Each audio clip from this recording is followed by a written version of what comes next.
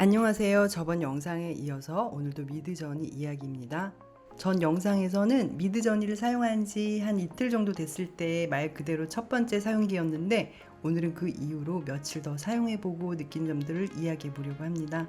처음에는 그냥 단순한 호기심이었어요. 그래, 얼마나 쉽게 그림을 잘 그리나 한번 해보자, 그렇게 시작했는데 하다 보니까 이게 진짜 재밌는 거예요. 그래서 자꾸 그림을 뽑게 되었어요. 특히 재미있었던 건 단순히 예쁜 그림을 만드는 게 아니라 사람이 그린 것 같은 느낌까지 굉장히 자연스럽게 흉내를 낸다는 거예요. 그게 저한테는 굉장히 매력적으로 느껴졌어요.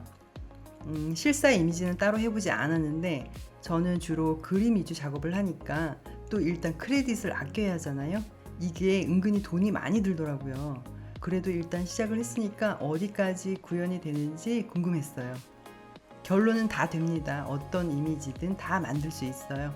말 그대로 클릭 한 번으로 좋은 이미지 뽑기가 가능합니다. 간단한 사파, 또 동화, 캐릭터, 풍경화, 회화 느낌까지 다 된다고 보시면 돼요.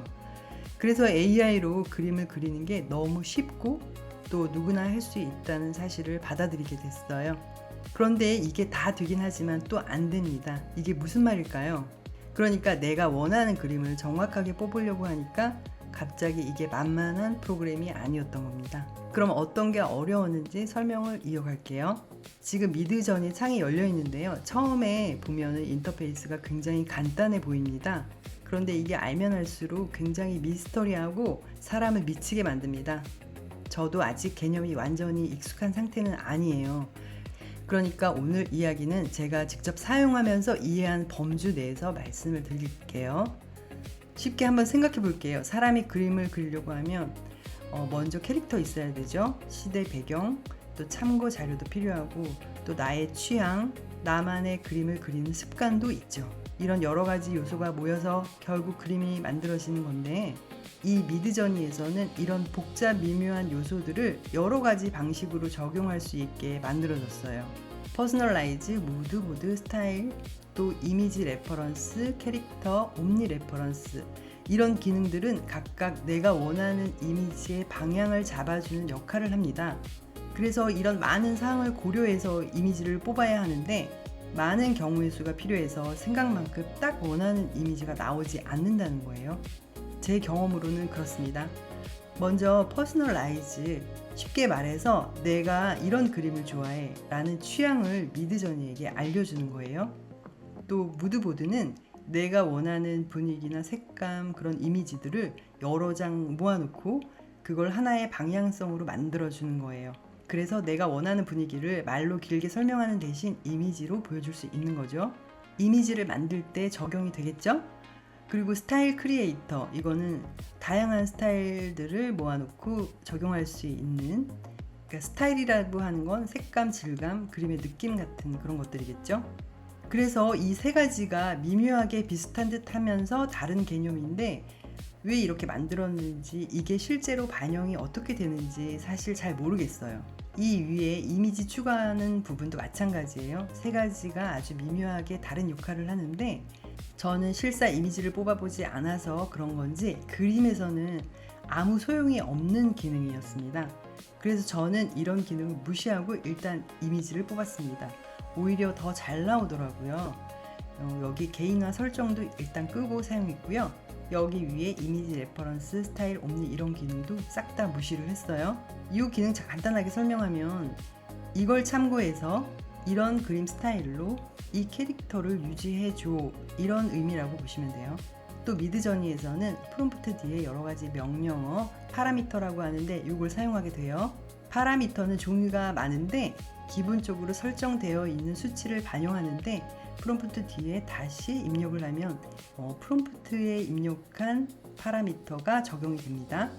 이렇게 설명하면 어려우니까 한번 해볼게요. 그림 스타일을 하나 정해요. 스타일을 적용하고 이미지를 생성해보면 이렇게 관련된 파라미터가 자동으로 생겨나요. 정말 간단하게 그림 한 장 뚝딱 그려지는 거죠. 다음 컷들도 일관성 있게 뽑으려면 이 파라미터를 그대로 반복 적용합니다. 그러니까 sref 적용 하나만으로 아주 간단하고 쉽게 좋은 이미지를 뽑을 수 있습니다. 몇 장 정도는요. 그런데 어느 시점부터 진짜 이상한 그림이 나와요. 캐릭터를 일관성 있게 뽑기 위해서 여러 가지 시도를 해보았습니다. 옴니 레퍼런스에 들어가는 캐릭터 시드도 만들어서 적용해보고, 또 구도도 그대로 반영이 되는지, 스타일은 유지가 되는지 실험을 해본 거죠. 그런데 생각보다 잘 안 됩니다. 그림 스타일이 변하고 캐릭터 모습도 일관성 있게 나오지 않는다는 거죠. 그래서 다음번에는 프롬프트를 적극 활용해 본 건데요. 프롬프트 작성 시 캐릭터의 인물 묘사를 구체적으로 해주는 거예요. 그래서 그나마 비슷한 캐릭터들이 계속 나오기는 하는데 비율도 그때그때 달라져서 비율 지정까지 해줘야 했어요. 그런데 어차피 동화 스타일은 미묘하게 변하는 캐릭터 모습은 좀 관대한 편이니까 요 정도는 넘어갈 수 있었습니다. 실패하고 또 실패하고 그러다 가끔 이건 괜찮은데 하고 얻어 걸리는 그림도 있었습니다. 여기서 중요한 게 하나 있어요. 이미지 하나하나가 결국 크레딧이고 돈이라는 겁니다. 좋은 이미지를 얻으려면 결국 비용이 들어갑니다. 그래서 저는 이런 생각도 했어요. 이거 의도적인 테러인가? 공식적으로는 미드저니가 이미지를 계속 생성한다고 해서 이미지 품질이 누적되어 의도적으로 떨어지는 그런 열화 현상이 있는 건 아니라고 하네요. 그렇지만 정말 10번 정도 이후부터는 그런 현상이 생긴다는 거예요. 제가 창을 닫았다가 다시 켜보기도 하고 프롬프트를 조금 수정해 보기도 하고, 그런데도 안 될 때는 아예 방법이 없더라고요. 약이 올라서 챗GPT가 구려서 그런가 하고 클로드로도 해봤는데 마찬가지였습니다. 그래서 저는 결국 일관성 있는 그림체로 동화책 같은 이미지를 여러 장 만들고 싶은데 10장, 20장을 같은 캐릭터와 같은 그림체로 만드는 건 완전히 다른 문제더라고요. 한 장의 그림을 예쁘게 뽑는 건 저에게 큰 의미가 없거든요. 내가 그린 것도 아닌데 이게 자랑할 것도 아니고요. 저는 이야기를 만드는 것에 더 큰 의미가 있다고 생각이 들거든요. 아무튼 이 일관성 문제만 조금 더 안정적으로 해결된다면 미드저니는 정말 대단한 도구가 될 것 같습니다. 특히 계속 업데이트 되고 있다는 것도 굉장히 기대되는 부분이긴 한데 지금 안 되는 것도 나중에는 가능해질 수 있겠죠. 그리고 제가 사용하면서 느끼기에는 사진처럼 실사에 가까운 이미지들은 캐릭터나 인물의 특징이 비교적 명확해서 같은 사람이나 비슷한 분위기가 잘 유지되는 반면에 일러스트는 그림체 자체가 하나의 변수가 되어버린 겁니다. 같은 사람이 그려도 눈을 어떻게 그렸는지, 선을 어떻게 표현했는지, 색을 어떻게 칠했는지에 따라 완전히 다른 그림처럼 보일 수 있으니까요.